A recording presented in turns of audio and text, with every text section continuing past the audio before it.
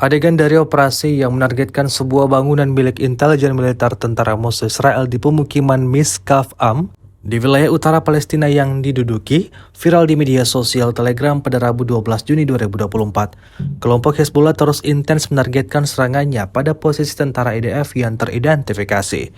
Kali ini salah satu bangunan yang menjadi tempat tentara Israel beristirahat dibombardir kelompok Hezbollah. Alhasil seperti yang terlihat dalam rekaman, serangan tepat mengenai sasaran hingga timbulkan ledakan dahsyat yang berujung pada kebakaran hebat. Kobaran api memenuhi bangunan tentara Israel.